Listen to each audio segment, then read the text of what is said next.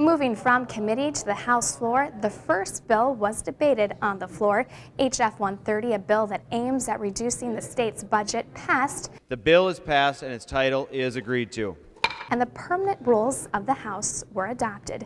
Meanwhile, work continues in committee. I think it's the job of this committee and our counterparts in the Senate, the governor, and the legislature as a whole to actually create economic opportunity. Again, you can read all about the happenings of the House. The free nonpartisan magazine, Session Weekly, keeps you up to date, providing in-depth coverage of the House committees and floor action.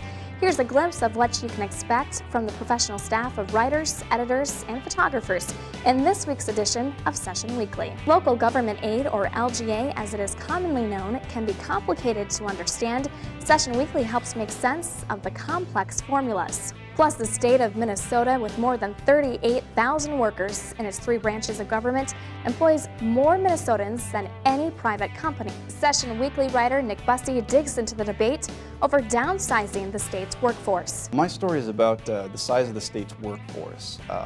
The Republicans who took control of the House and Senate this year campaigned on a platform of smaller government, and they're looking at reducing not only the amount of money the state spends, but actually the size of the workforce. You know, you can certainly reduce the size of the state's budget by reducing the workforce, but it's not going to make a huge impact. The vast majority of money that the state spends goes to services that the state doesn't directly provide. So there's some question of whether a reduction in the workforce, whether it's 15% or 50%, would really have a huge impact on the budget. But what the Republicans who advocate reducing the workforce say is that it's not just about the budgetary aspects, it's also about streamlining services. And Session Weekly will take a look at the repair work being done at the Capitol to keep it shining bright into the future. Session Weekly will be providing coverage throughout the legislative session, keeping you informed and up to date.